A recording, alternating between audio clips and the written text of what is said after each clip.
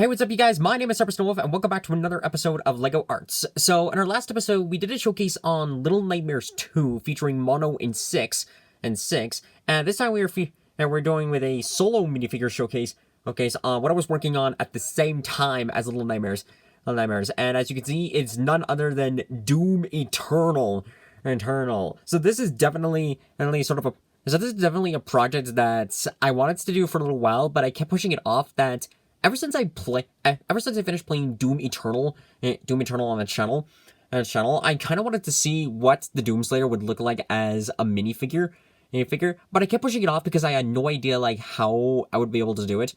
But luckily though, when I was exploring, with some LEGO customizers, I found on a website called MicroMee, or Tuminio, as they're called on Instagram, and they specialize in making in LEGO armor molds. They've done stuff like Star Wars, DC Comics, and video games. And one of those video game ones was Doom. Was of course the Doomslayer. So basically, all the sculpting work was already done. All that would need to be done would basically just be like, after purchasing it, just do some paintwork, some detailing, and this pretty much is the final result. I did have to push it back for a while, because one of the parts was missing. So I had to like email them, ask for a replacement. Luckily, it shipped over. A couple of weeks later, and so once the whole armor was in and was all together, I was able to finally finish it up, and this is the final result. So as you guys know the drill, we're gonna take this minifigure and do a full review and explain the process, why I went with the route how it looks right now, specifically the paint, and we'll go from there. So without further ado, let's get this pedestal out and get the showcase on the road. Alright, so taking a closer look at this figure, we can see that there was a lot of detailing that was just put into this armor, and I think it looks super fantastic.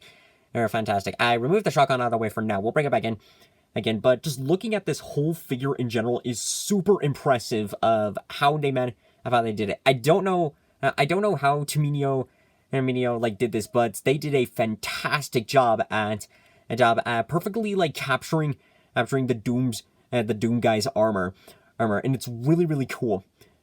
So when purchasing from MicroMe, they have a couple of like categories as sort of like what sort of figures to buy. They have their first series is called the Lit series, which is printed figures with the 3D sculpted helmets. The second one is the premium sets, I believe was what they're called. Is basically like a full minifigure, figure with like the full body armor and accessories, and printed off in like metallic paint job, which looks really cool. And finally, they have the kit series, which is basically all the armor molds and the weapons except and like a basic like 3D printed coloration for where it's like a DIY kit for where when you purchase it, you can paint it up into different colors, just give it your own detailing, the whole 9 yards. So I purchased the kit series because the premium was all sold out. So, but that was okay, because with the kit series, it gave me the opportunity to really put into coloration for the Doom guy. So when getting a look at this figure, it's really impressive of how they've sculpted the armor, like not just like the helmet and the torso, but as you can see, he's also got some wrist gauntlets. He's got waist armor. He's armor that goes all the way from the back. It's back in the front, and he's also got some boots. Now, one downside with this is that because of the waist piece in the boots, there's minimal articulation with the legs, so I can't really move him in like running positions. But that's all right. That's okay. Okay, because with the full thing together, it really looks impressive, and it's really cool. So let's move this a little bit closer so we can see some of the detailing. You can see of like some of the sculpting thing like on the leg armor, wrapping of how it wraps all the way around the legs, except for the insides, of course. But it's really cool.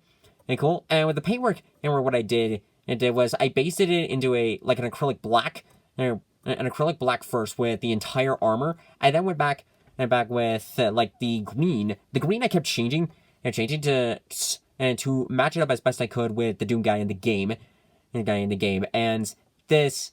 I felt like I still could have changed it up a bit, but this was like the closest I could get to like something satisfying coloration wise. Sorry, was stabilizing the platform. But looking at the rest of the figure, it did turn out pretty good.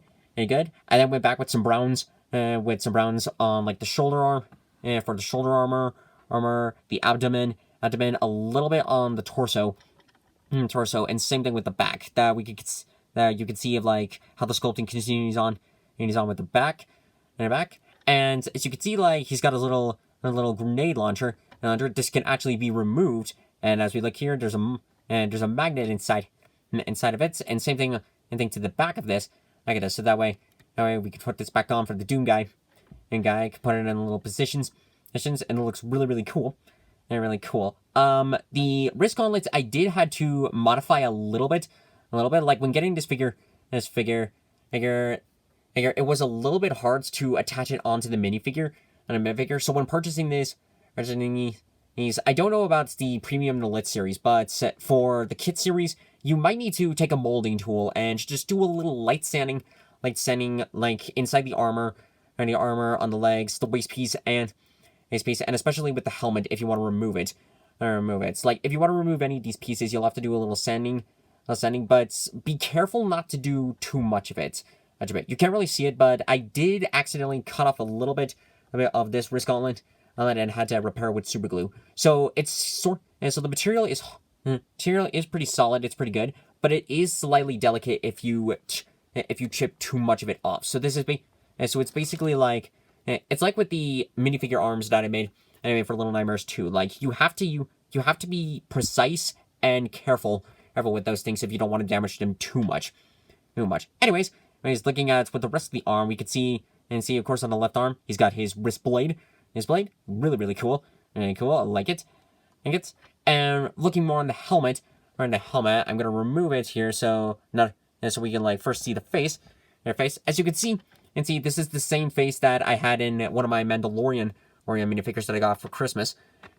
I kept this face around because I knew I wanted to use it for like a Doomslayer minifigure. And so if we like put this brown hairpiece on, of course we got like the Doom guy without his helmet.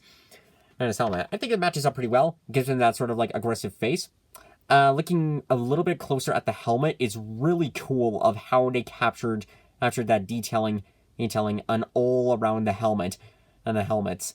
It's really impressive. I know for a fact that I'm not able to like pull all this off like hand sculpting it. So however they did this is super impressive and really well done. This was a fantastic mold. And you can sort of see like on the inside with the primary coloration of how when this came out printed. And then set that aside for now. The rest of the detailing was pretty simple. On just like some gray paint, painted up around this little red light, and then I went in for sort of like to give it that sort of polished shine, and also to make sure that the paint would stay on. And I went back with some clear nail polish all around the figure with all the pieces of the armor to make sure that the paint would stay in, and also to sort of like give it that Lego, that shiny Lego effect. It's not perfect. In fact, I think I'll have to get some new nail polish soon. But it did do the trick. And when fully looking at it, it looks really impressive. Now onto another part of the showcase. Okay, so this kind of reminds me of when I did Greek Kratos, but we'll also take a look at the weapons. So first up is, of course, the iconic super shotgun. Can't be the Doomslayer without this trusty weapon. And it's really impressive of how they managed to sculpt this thing for a minifigure. It's really well done. You can see sorry, I need to move my fingers a bit. You can see of like the double barrel shotgun. Kind of like how it was sculpted on. It's got the meat hook at the bottom, other accessories with it, and then like parts of the mold. And you can see of how like it perfectly attaches onto the rest of the gun, and the handle is really cool. Really cool. Like you could see how it was like sculpted out to be like a regular gun handle for a minifigure figure to wield. So if we like put this back onto the Doom guy, you can see of like him holding the shotgun, ready to fire it, Right, definitely with the paint and the clear nail polish does help make sure that the shotgun stays in, because out of all the weapons, this one is like most likely to fall out pretty easily. But apart from that, it was really cool. And then cool. I went in with the metallics, with the metallic gunmetal color and the gold and the browns to really give it that effect, and to like really give the appearance with the shotgun as in the game. And surprisingly, out of all the other hand weapons, this one, the paint doesn't fully chip off with the handle. I think it's because of the way how it's molded is why the paint stays on. But other than that, this was super cool. Very cool, and I really love it. Now on to our next weapon. Next weapon is also the chainsaw. This was really awesome. Really awesome of how they sculpted it. And like again, you can see of like the detailing that they put into it, and when attaching it on. I first went in with like a gold for the handle, so that way it matches up with like in the game. Then went in gunmetal color for the blade part of the chainsaw, and you can kind of see some red onto it. This is basically like some, basically a mix of red, of dark red paint, and red paints with bright paints that I basically just went in and then constantly like mixing with like red, bright red, brown, and to give it like the darkish blood color, and basically just watered it down and then painted it all around the chainsaw, so that way it would represent like the Doom guy just basically sawing all the demons down to really give it that effect. And when removing this, despite the paintwork and all the other stuff put into it, you can kind of see the paints somewhat chipping off, but it's not too big of a deal. Because the whole entire base painting does stay intact and everything, and with the added red, it really does give that extra effect with the blood. Now moving on to our next weapon, pretty much one of the best guns in the entire game, the BFG 9000. Okay, if I can get this on. There we go. The BFG 9000, aka Big Fucking Gun. And this thing is super OP, and one of the best weapons. And the way how it's sculpted for a minifigure is super impressive. Like the way how you can see of like the Doom guy holding it in place. It's really cool. I think they had to modify it slightly, because I feel like that there was a longer part of this gun actually on there in the game, but I think they had to modify it a bit, so that way that the minifigure could still hold the weapon while without like having it look all lopsided and everything. But that's all right, because it still like keeps up with like the general premise of the general like base of the weapon. It's really cool. Like I can't stop gushing about this mold enough as it is, because it's just so impressive how they made this thing. So making the BFG, so like when painting up the BFG, I just went with a gunmetal color as the base. Went back with some silver, with like some of the extra lining, and then went in with like this, and then with a mix of like mint and aquamarine green, with like a mint green and aquamarine, and to match up with the coloration of the BFG as best I could. I probably could have done this with just mint green, but I kind of like it. It matches up a little bit. And overall, this gun is really impressive. And how they managed to mold this thing for a minifigure, I probably won't know, but it is just so impressive how they did this, and it's really cool. Well, now putting that off aside, we have last but not least the Crucible sword. The sword. Alright, this one I probably could have just like purchased like one of the premium molds, and your molds separately, but it was all sold out. So when doing the kit stuff, I painted up in multiple series. Like first painted up in gunmetal for like the handle and everything, and then went with a light brown, on the handle itself. Unfortunately, I probably should have just done the handle first and then the rest of the painting. Because it's like the paint was chipping off despite despite the clear nail polish still being on, but it still, it does match up with like the general base of it, and looking furthermore onto the sword, we can see how they molded on like the Doomslayer symbol onto the sides of the hilt, and it's so impressive. So impressive how they did it. And like that tiny little detailing to actually add that on here is really, really cool. Really cool. And the rest of the blade's like pretty self-explanatory. And Tori just painted up into a red. And since it's clear, and since like the base of it itself is actually kind of clear, it does kind of give a sort of glow effect. Effects like the Crucible sword is supposed to be. There aren't any markings on the sword like there are in the game, and it does make sense why there wouldn't be any.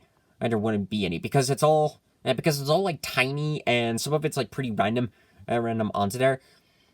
So it would have been very tedious if something like that was on here. So I understand like why that wasn't on there, and I'm glad I didn't attempt to try and put that on, because that would have been a pain in the ass to put on. And overall, this is really, really awesome. Awesome. That even though this is in like the premium metallic stuff, this is really, really impressive. Like just how they've managed to sculpt all this entire mold, and not just for this figure, with like all their figures, like how they managed to make these things is just super impressive, and was really, and it's just really, really awesome. And I think like in the end, this is a awesome representation of the Doomslayer as a minifigure, and I think it's just, in the end, just turns out really fantastic. And there we go. That is pretty much going to do it for this episode of LEGO Arts. I hope you guys enjoyed this video. And to finally finish it off, as you can see, I have the Doom guy on a stand, because he can't stand normally on a LEGO platform, as I realized as I was positioning for him for the showcase. Okay, but that's all right. Because he still stands on like a display stand pretty good. And overall, to give a final review, this is a fantastic build. Like again to the guys at MicroMee, they did phenomenal at this. And I hope to do something like this again in the future, because they make impressive molds. So if you want to purchase something from them, I'll include a link to their website in the description below, and check them out on Instagram and give them a follow, because they do fantastic work, and it's just really, really impressive. And overall, that is going to be it. And it's going to be it for this showcase. Okay, if you guys also want to check out my Let's Plays, series on Doom Eternal, I'll include a link to the playlist in the description below. You can give it a check it out. And if you want to check out the rest of my, projects, you can find them all on my LEGO Arts playlist. And yeah, that's gonna be it. Yeah. So if you guys want to consider subscribing to the channel and sharing this to your friends, because it really helps us grow to make new projects, come up with new ideas in the future, in the series, and overall it just really helps us like expand more and get more creative into new possibilities. Which, speaking of, with other showcases, Umbrella Academy 2 is still scheduled on. And I did say Ruby Volume 8 is scheduled on, but that is nowhere near completion. And WandaVision is, I still plan to do one. WandaVision. I just need to hear back from one of the figures and make some changes to the other one. I'm considering on maybe doing Falcon and the Winter Soldier. I haven't fully decided yet. And maybe Loki, and maybe on Loki too, depending on like how that goes. But overall, that is going to be it. That's going to be it for this episode. So thank you all so much for watching this video, and I'll see you guys next time in the next video.